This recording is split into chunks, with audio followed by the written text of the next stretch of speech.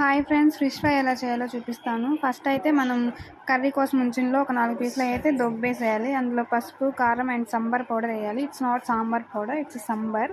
And ఉప్పు, oil కూడా వేసుకొని బాగా మిక్స్ చేసుకోవాలి.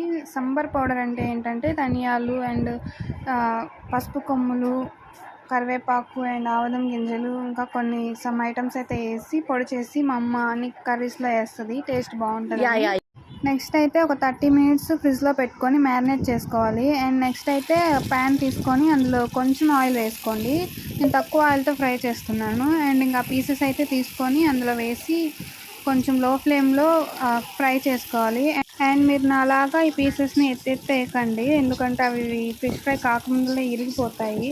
అండ్ ఈ రెసిపీ అయ్యేంతసేపు మనం లో ఫ్లేమ్లోనే వీటిని ఫ్రై చేసుకోవాలి, లేదంటే అవి మాడిపోతాయి. అండ్ ఫైనల్గా ఫ్రై అయితే అయిపోయాయి. నేను దీంట్లో ఒక కరివేపాకు కూడా పెట్టాను, ఎందుకంటే